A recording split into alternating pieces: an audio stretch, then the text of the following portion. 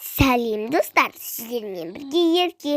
Бүгін мен сіздерге тырна мен түлкі ертегісін айтып беремін.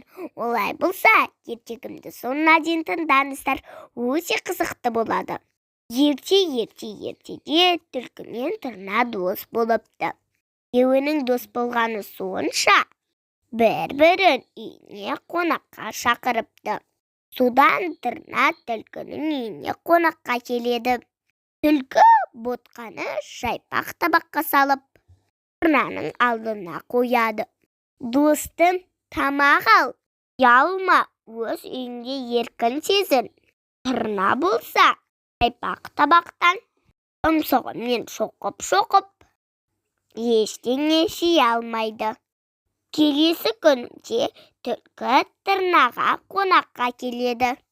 Тырна болса, досы үшін сорпай дайындап, оны құмыраға құйып беріпті.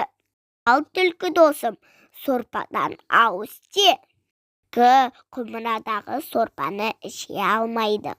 Өйткені оның басы құмыраға симай қояды. Ал тырна болса, өзінің ұзын тұмсығымен сорпаны рақаттанып іше беріпті.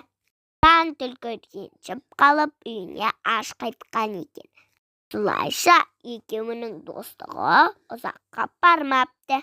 Мінекей достар, осымен менің ертегім аяқталды. Егер менің ертегім ұнап жатса, лайк басып тіркеліп кетіңіздер.